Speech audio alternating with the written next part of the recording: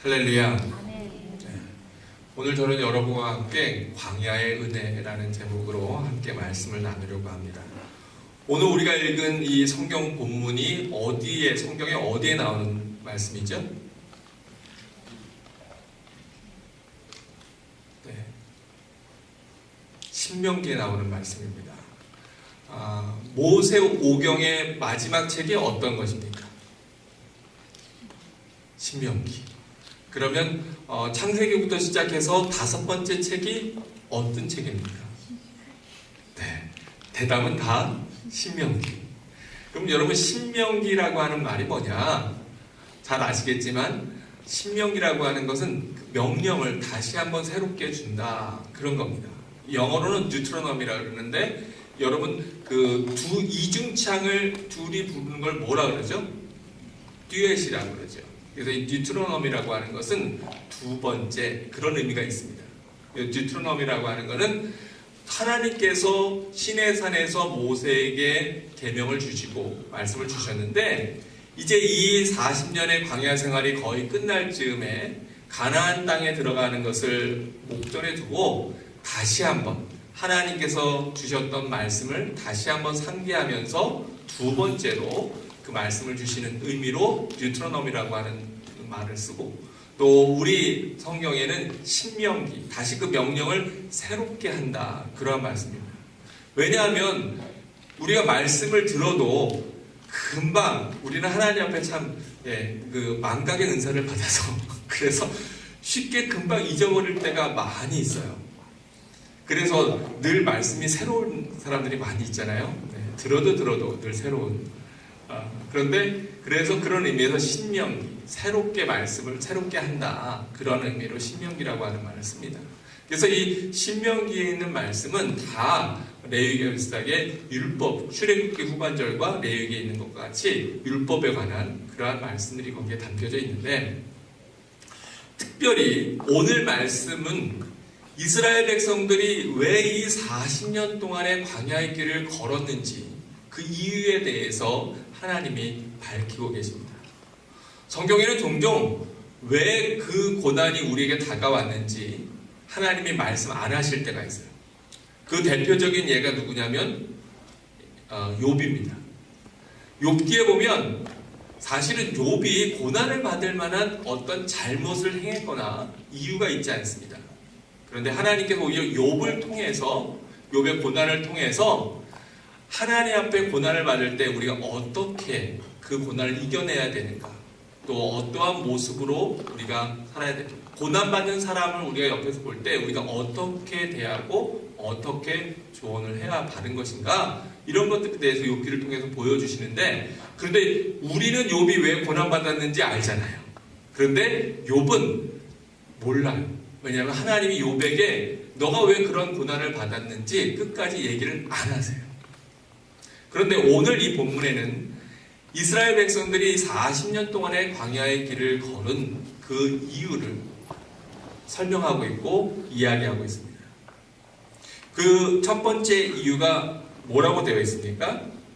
우리가 8장 2절을 같이 한번 읽어보기를 원합니다. 8장 2절입니다. 함께 읽습니다. 시작. 내 하나님 여호와께서 이 40년 동안에 내게 광야길을 걷게 하신 것을 기억하라.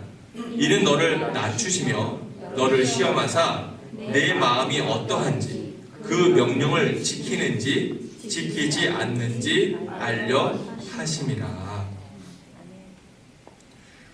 우리가 잘 아는 대로 민수기에서 하나님께서 이스라엘에게 명령하셔서 가나안 땅으로 들어가라 그랬는데, 그들이 겁에 질려서, 무서워서, 또 하나님의 말보다는 사람의 말을 더 신뢰해서 들어가지 않게 되고 하나님의 계획과 말씀을 어기게 되죠. 그래서 그 일로 인해서 애굽에서 나왔던 그 1세대는 딱 두 사람, 여호수아와 갈렙을 빼놓고는 다 광야에서 쓰러지게 됩니다. 여러분, 여기에서 오해하지 말아야 될 것은 뭐냐면, 그때 가나안 땅에 들어가지 못한 사람들이 누구냐면, 무조건 그 애굽에서 다 나왔던 1세대가 사람들이 아니고, 그 민수기 10장에 있었던 그 당시에 장정들, 전쟁에 나가서 싸울 수 있는데 나가서 싸우지 않았던 사람들, 그러니까 여자들과 어린아이들, 미성년자들은 거기에 해당되지 않습니다. 그래서 이제 그 사람들이 40년 후에 이제 가나안 땅으로 들어가게 되는데, 여기에서 하나님께서 이렇게 40년 동안 광야의 길을 걷게 하신 것을 무엇하라고 말씀하고 있습니까? 기억해라. 너가 이 40년의 이 기간을 꼭 기억해라. 왜요? 이 기간을, 그 과정들을 잊어버리면 네가 다시 범죄하고 또 하나님을 잊어버리고 옛날의 모습으로 돌아가기 때문에. 옛날의 모습이 어땠습니까? 왜 하나님께서 이렇게 하셨습니까? 이는 너를 뭐 하시며? 주시며. 하나님께서 왜 이스라엘 백성들을 낮추셨을까요? 그 얘기는 그들의 마음이 어땠기 때문에? 교만했기 때문에. 그들의 마음이 높아져 있었기 때문에 하나님께서 그들의 마음을 낮추시기 위해서, 그래서 이 광야의 길을 하나님께서 준비하셨다, 그렇게 말씀하고 있습니다. 오늘 주보에 보면 이 본문을 영어로 실었는데 이렇게 되어 있어요. Remember how the Lord your God led you all the way in the wilderness.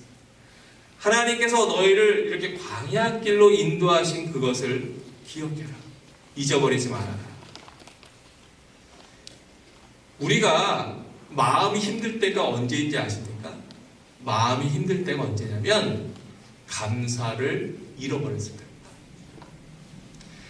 처음에 사랑하는 사람과 만나서 이 사람이 내 아내가 될 것인가, 이 사람이 내 남편이 될 것인가, 내 마음을 받아줄 것인가, 막 힘든 때가 있었잖아요. 그런데 그때 상대방이 이렇게 청혼을 했는데, 그런데 그 마음을 받아주고 결혼 승낙을 받으면 마음이 기뻐요, 슬퍼요? 별로 경험을 안 해보셨군요. 네. 우리 대형님은 기쁘죠. 네. 이러고 있는데, 네. 지금도 여전히 기뻐요. 네. 그런데 이 마음이 신혼 때만 그러면 안 되고 평생 가야 돼요. 근데 살다 보면 그 감사가 점점 잃어버립니까? 아니면 그대로 남아있습니까? 네, 우리 성도들은 잃어버린 사람이 하나도 없이 그 마음에 그 첫사랑, 그때 그 내 남편이, 내 아내가 나를 받아주고 또 나같이 부족한 사람하고 함께 살겠다고 얘기했을 때 그 감격과 기쁨을 간직하면 좋은데, 이게 시간이 지나면 사실은 어떻게 보면 사소한 것들 때문에 그런 것들을 다 잃어버리고, 그리고 마음에 불평과 불만이 남아서 저희 아들이 얼마 전에 와서 그래요. 어떤 선배가 그러더래요. 결혼한 선배가 여자가 밥 먹는 게 이쁘면 그게 사랑하는 거고, 밥 먹는 게 미우면 그 사람하고는 같이 못 산다고. 네, 그랬대요. 밥 먹는 그 꼴도 보기 싫으면, 밥 먹는 것도 보기 싫으면 애정이 일어나는 거라고. 그랬다고 그러냐고 그런 얘기를 하는데, 네, 저는 여전히 저희 아내가 밥 먹는 것이 참 이쁩니다. 네. 근데 그 감격과 그 기쁨을 잃어버리면 가정생활이 행복해요? 또는 힘들어요? 힘들죠. 그냥 마지 못해. 어쩔 수 없이. 그래서 정말 그 부부가 서로 그 퀴즈 하는데 두 단어인데, 여보 그거 그랬더니 아내가 왼수? 이랬대잖아요. 참 마음이 감사를 잃어버리면 마음이 힘들어요. 근데 이스라엘 백성이 그랬습니다. 불과 얼마 되지도 않았는데, 사실은 그 전에 그 사람들은 애굽에서 그 사람들이 뭐로 살았어요? 종살이 했어요. 노예로 살았어요. 거기에서 채찍맞고요, 고통당하면서 매일매일 벽돌을 구워서 그거 가지고 성을 만드는데 노동 착취를 당하고 어려움 가운데 있었어요. 그런데 그 사람들이 하나님의 은혜로 애굽에 나왔는데, 거기에서 좀 햇빛이 덥다고, 늘 이동을 해야 된다고, 또 먹을 것이 다 떨어졌다고 하나님 앞에 불평, 불만이 가득하니까 그들의 마음이 교만해진 거예요. 그들의 마음이 높아진 거예요. 하나님이 그걸 보시고 야 얘네들 이 사람들을 데리고 가나안 땅에 들어가고는 이거는 금방 질이 멸렬합니다. 도저히 이 상태로는 이 귀한 선물을 줄 수가 없구나. 그리고 40년 동안의 광야길을 그들에게 준비하신 것 우리가 성경을 통해서 알고 있습니다.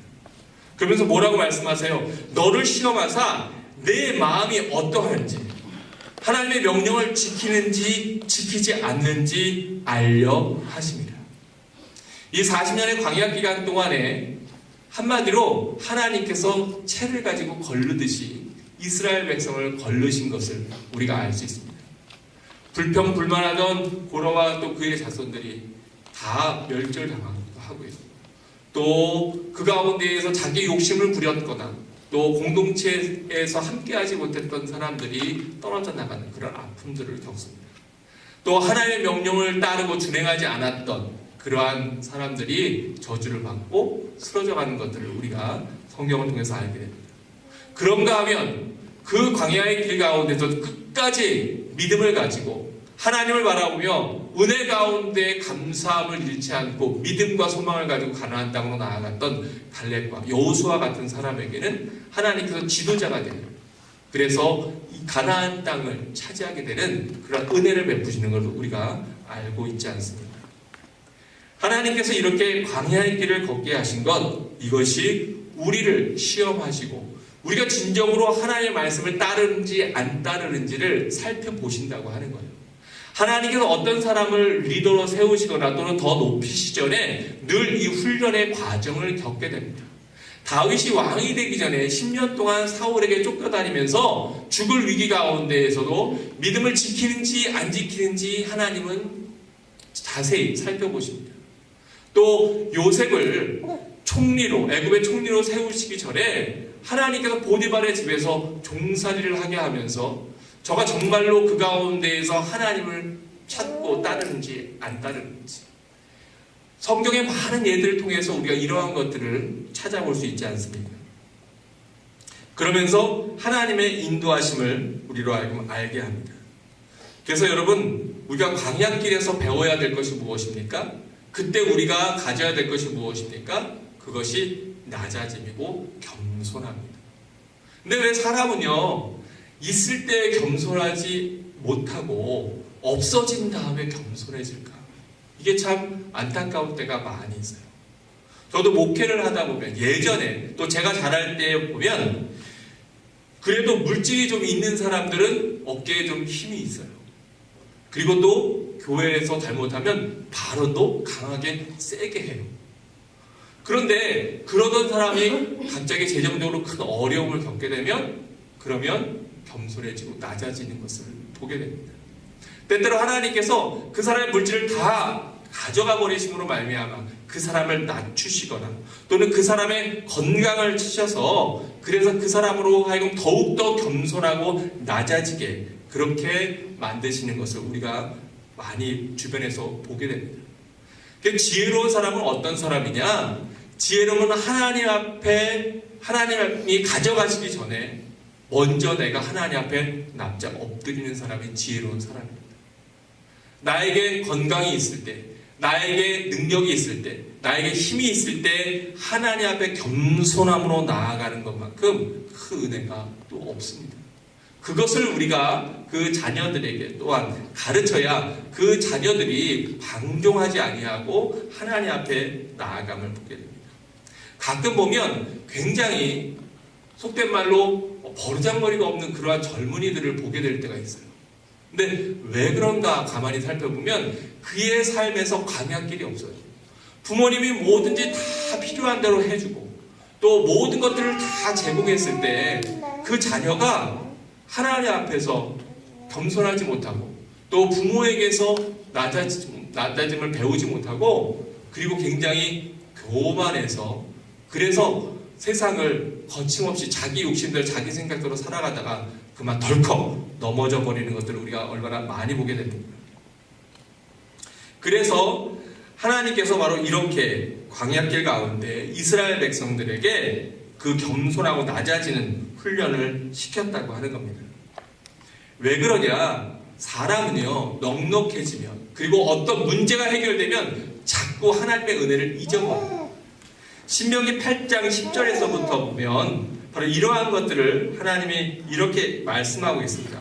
신명기 8장 10절에서부터 14절까지 14절 앞에 부분을 한번 보기 원하는데요.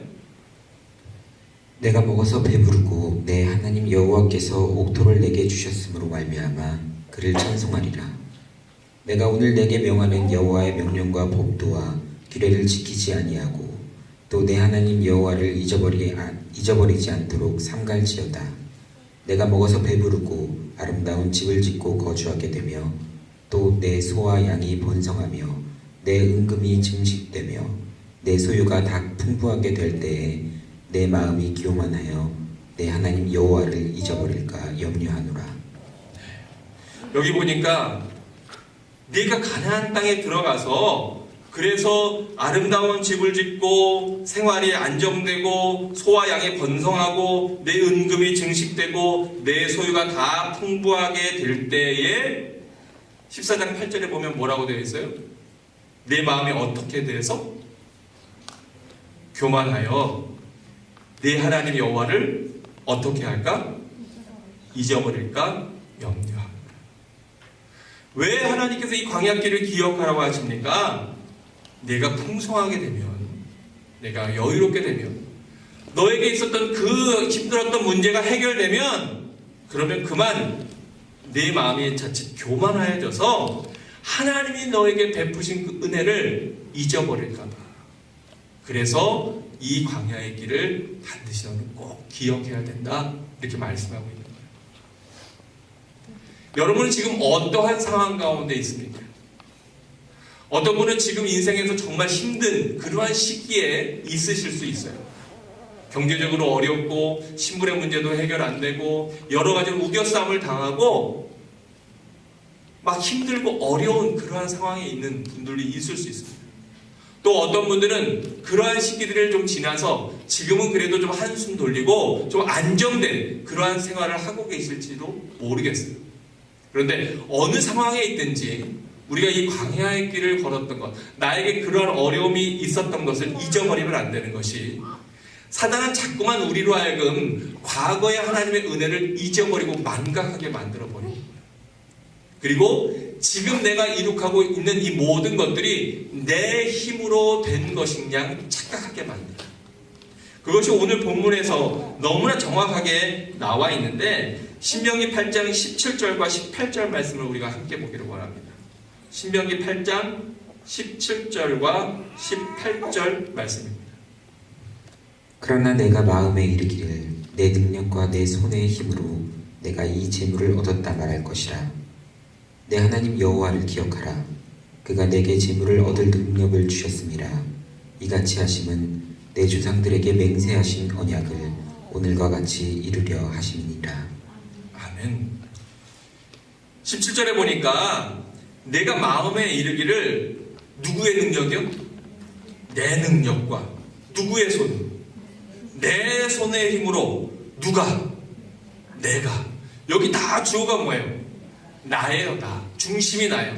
self-centered. 다 내가 한 거예요.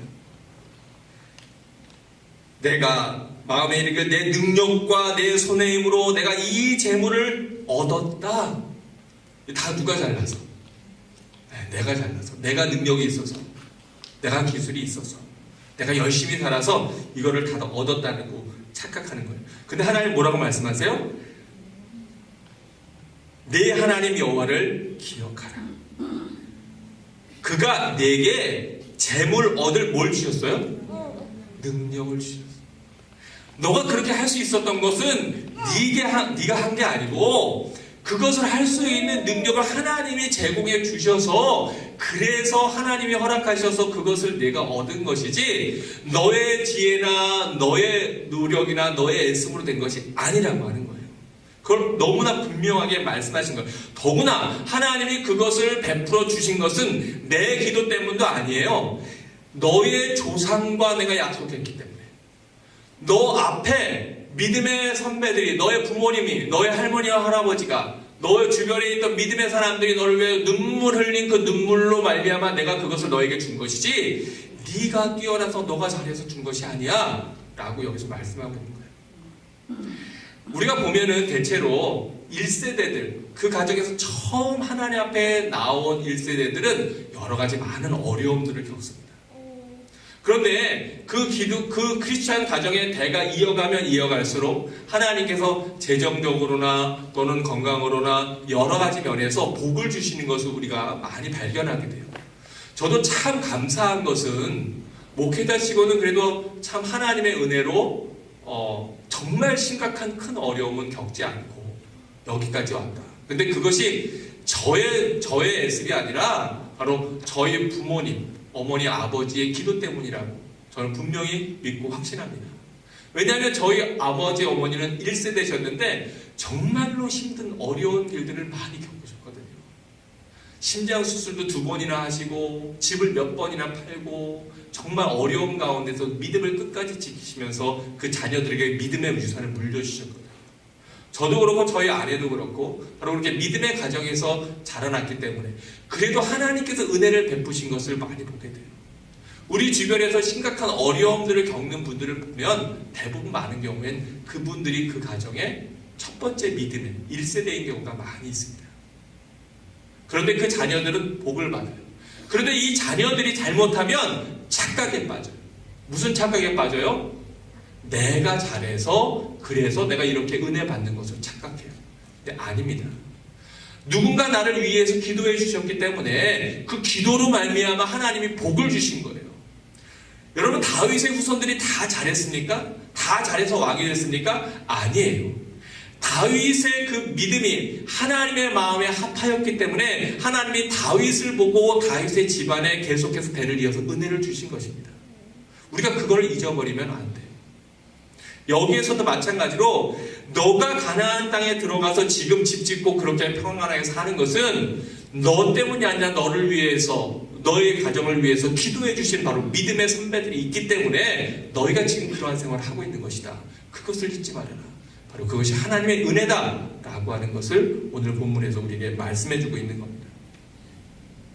또 두 번째로 왜 광야는 은혜라고 이야기할까? 사실은 이 광야의 삶을 통해서 하나님이 우리에게 복을 주시기 위함임을 우리가 기억해야 하기 때문입니다. 광야를 기억하신 이유가 첫 번째는 성도의 겸손을 위해서였다면 두 번째 이유는 이스라엘에게 하나님의 은혜를 체험하기 위해서 하나님이 이러한 것들을 베푸십니다. 사람이요 자기의 길이 평탄할 때는 하나님이 은혜를 베푸셔도 그 은혜를 바라보는 눈을 그 안목을 갖기가 어려워요. 왜냐하면 하나님 앞에 그 은혜를 사모하지도 않고 또 그 은혜를 하나님 앞에 감사치도 못하고 그냥 내가 잘해서 주어졌다고 생각하거든요. 근데 어려운 상황 속에 들어가 봐야 이전에 하나님이 베풀어 주신 것이 나에게 큰 은혜였구나. 그리고 바로 하루하루 그 어려움 가운데서 살아가는 오늘 하루가 하나님이 도와주셔서 내가 살아가는 것이구나. 이것을 깨닫게 되는 것입니다. 하나님께서는 어떻게 이스라엘 백성들을 인도하십니까? 오늘 본문에 보면 너무나 놀라운 말씀이 있는데요. 그것은 뭐냐면 8장 4절에 보면 이렇게 말씀하고 있습니다. 8장 4절에 이 40년 동안에 내 의복이 헤어지지 아니하였고 내 발이 부르트지 아니하였느니라. 40년 동안에 여러분 이스라엘 백성들이 의복이 헤어지지 않고 그 발이 부르트지 않았다는 겁니다. 때때로 이스라엘 백성들은 저 왜 구름기둥과 불기둥이 안 움직이는 거야? 저게 좀 빨리 움직여야지 갈 텐데 라고 답답했을지 모르지만 그 속도 조절은 하나님께서 이스라엘 백성에게 필요했기 때문에 하셨다고 하는 거예요. 여러분 의복이 헤어지지 아니하고 발이 부르트지 않는 것 얼마나 하나님의 큰 은혜입니까? 또 만나로 먹이시는 것 이것이 얼마나 큰 은혜입니까?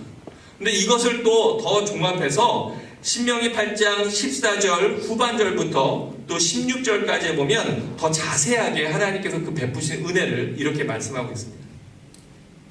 여호와는 너를 애굽 땅 종되었던 집에서 이끌어내시고 너를 인도하여 그 광대하고 위험한 광야 곧 불뱀과 정갈이 있고 물이 없는 건조한 땅을 지나게 하셨으며 또 너를 위하여 단단한 반석에서 물을 내셨으며 내 조상들도 알지 못하던 만나를 광야에서 내게 먹이셨나니 이는 다 너를 낮추시며 너를 시험하사 마침내 내게 복을 주려 하심이었으니라.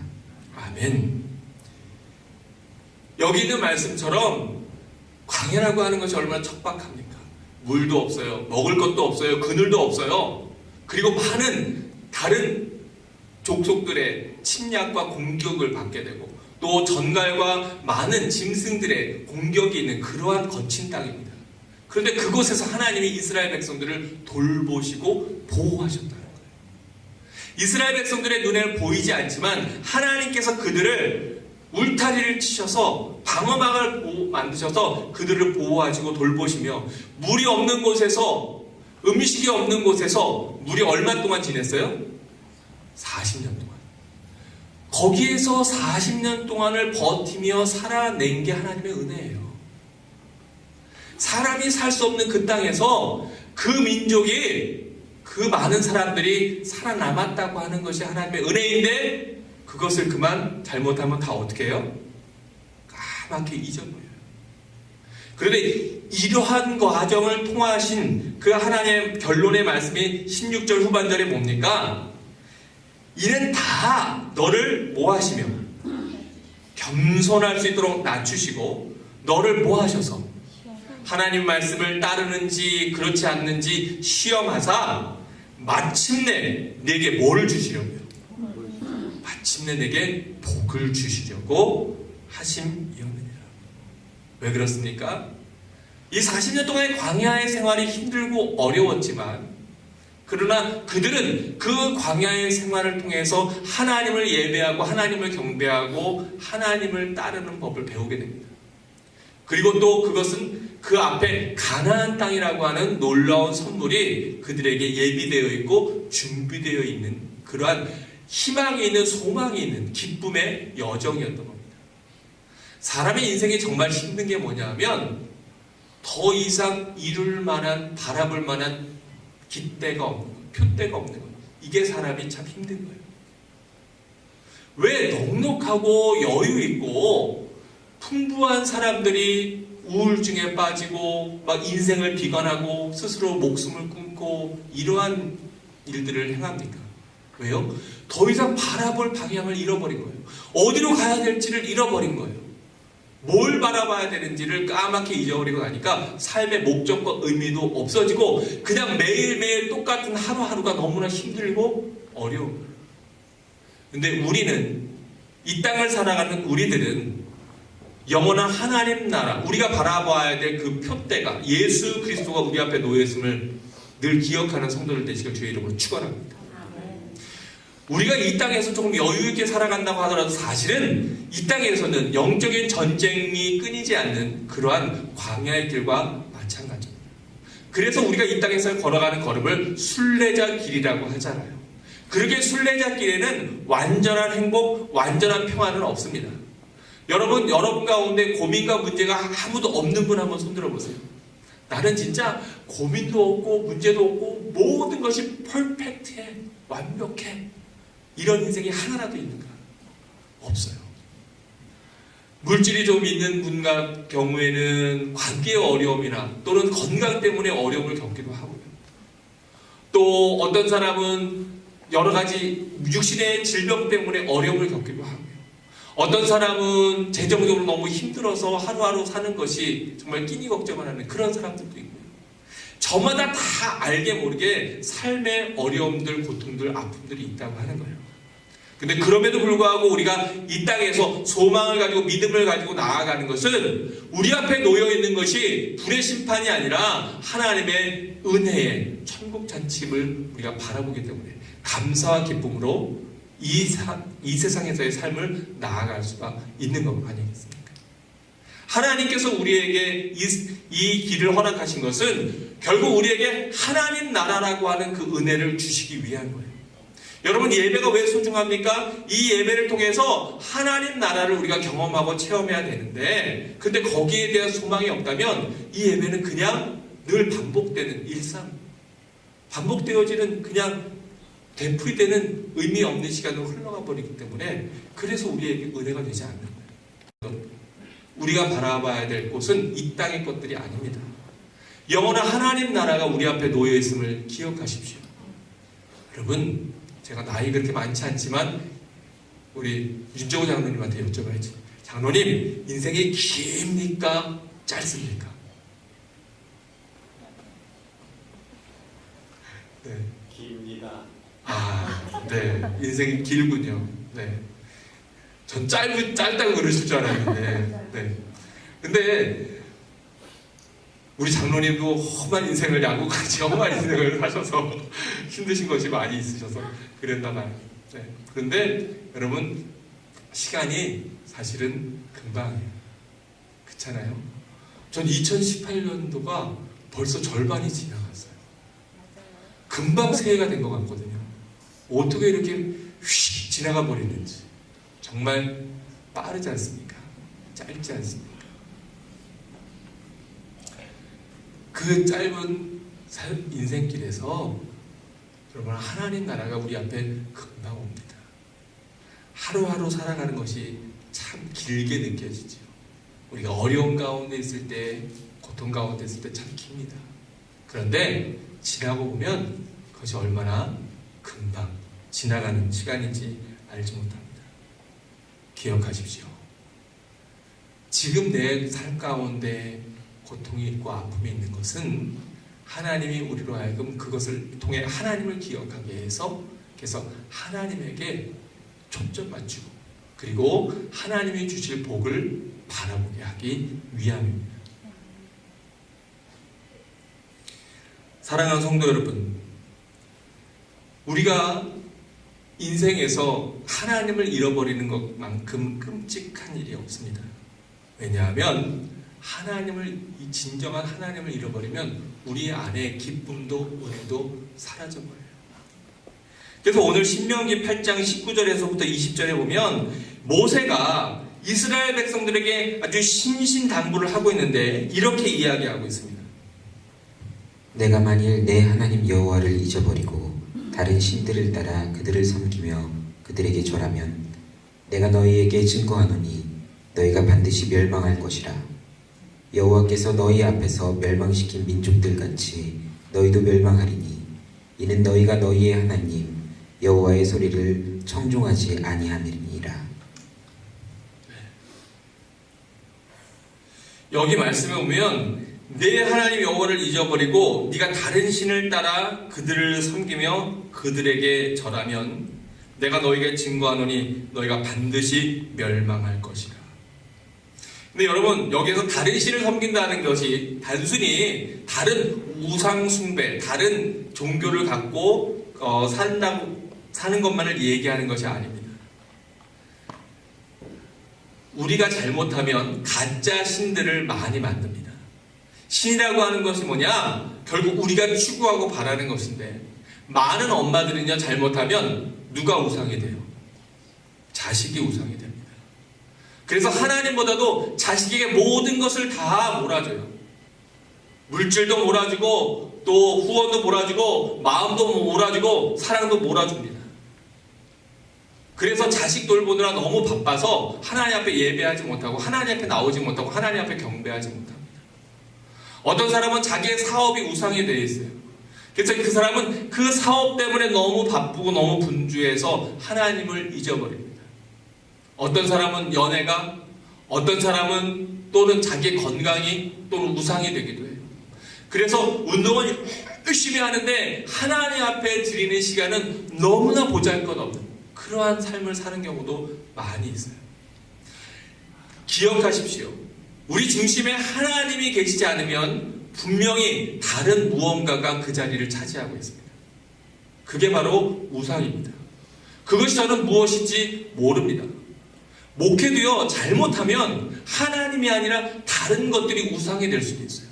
교회 성장이 우상이 될 수도 있고요. 자기의 이름을 내는 것이 우상이 될 수도 있고요. 얼마든지 하나님을 예배하고 하나님을 경배한다고 착각하면서 엉뚱한 것을 내 중심의 보좌에 올려놓을 수 있다고 하는 거예요.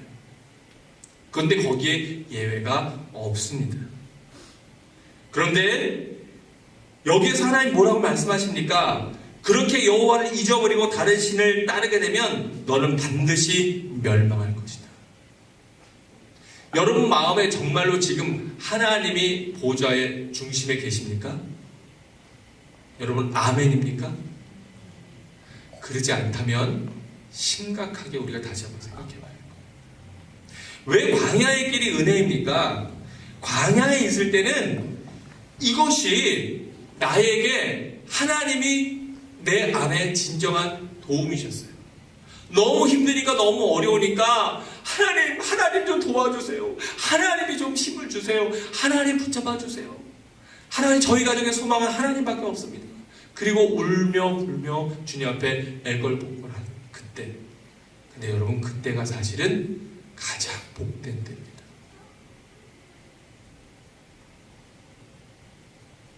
이스라엘 백성에게 있어서 가장 복된 시간은 광야에 있거나 가나안에 있거나의 문제가 아니었습니다. 광야에 있을 때도 그들은 하나님의 동행하심과 하나님의 은혜를 체험하고 그 은혜와 감격 속에 산 사람들이 있고요. 가나안 땅에 있으면서도 그 풍요함에 하나님을 잊어버리고 그리고 오히려 우상 숭배를 하며 하나님 앞에 가증스러운 모습으로 살아갔던 그러한 이스라엘 백성들이 얼마나 많이 있습니까? 결국 그랬기 때문에 그들은 그 땅을 잃어버리고 노예로 바벨론에 의해서 아수르에 의해서 그 나라가 멸망당하는 고통을 겪지 않습니다. 장소의 문제가 아닙니다.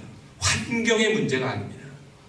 광야의 것이 은혜가 되는 세 번째 이유는 바로 그 광야를 통해서 하나님을 기억하고 하나님을 생각하게 되기 때문입니다.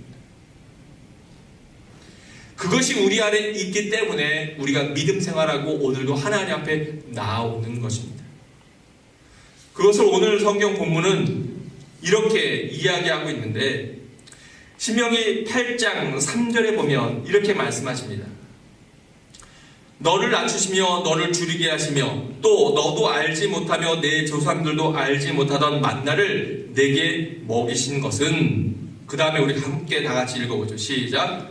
사람이 떡으로만 사는 것이 아니요 여호와의 입에서 나오는 모든 말씀으로 사는 줄을 내가 알게 하려 하심이니라. 아멘.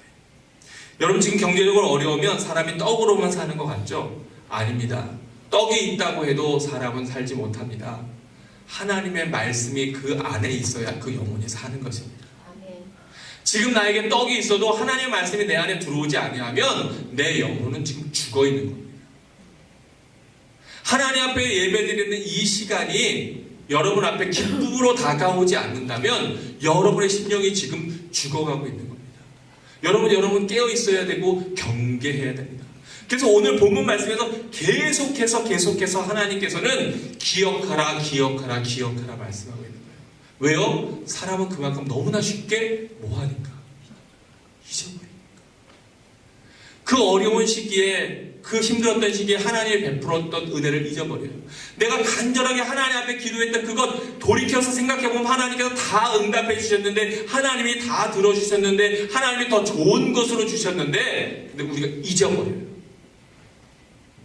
그렇기 때문에 우리의 지금 삶의 문제와 어려움, 고통이 사실은 하나님 앞에 광야의 길이 은혜가 되는 겁니다.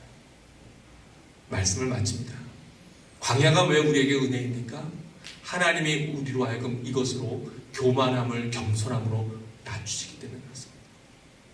우리의 높은 마음을 하나님이 납작 엎드려서 내가 예전엔 제일 잘난 줄 알았는데 그렇지 않구나, 나는 참 부족한 자이구나 라고 하는 걸 깨닫게 하기 때문에 하나님 은혜입니다.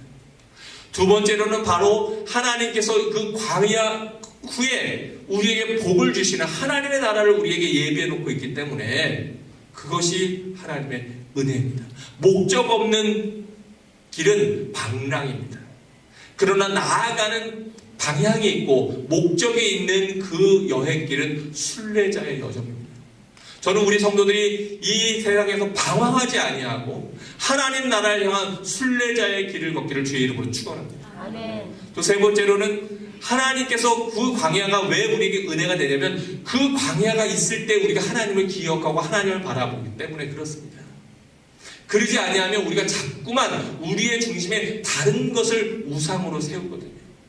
나를 세우거든요. 내 자녀를 세우거든요. 물질을 세우거든요. 내 주변의 세상에 썩어져 버릴 것들을 자꾸 내 마음의 중심에 세우거든요. 그래서 오늘 나에게 주어져 있는 이 광야가 어떤 것이든지 간에 그것이 자녀의 문제이든 건강의 문제이든 재정의 문제이든 신분의 문제이든 그 어떤 것이든 간에 하나님 앞에 나와서 기도하고 주님의 말씀 안에 내가 무릎 꿇을 수 있는 은혜임을 기억하셔야 될 것입니다. 사랑하는 성도 여러분, 아비가 그 아들을 징계한 같이 내 하나님 여호와께서 너를 징계하시는 줄 마음에 생각하고 내 하나님 여호와의 명령을 지켜 그의 길을 따라가며 그를 경외할지니라. 오늘 하루뿐만 아니라 하나님의 이 준엄한 명령을 듣는 이 시간뿐만 아니라 우리의 삶의 매 순간이 하나님이 베풀어 주신 은혜에 감격하며 감사하며 겸손함으로 주님을 경외하는 믿음의 성도들 되시길 주의 이름으로 축원합니다. 기도하겠습니다.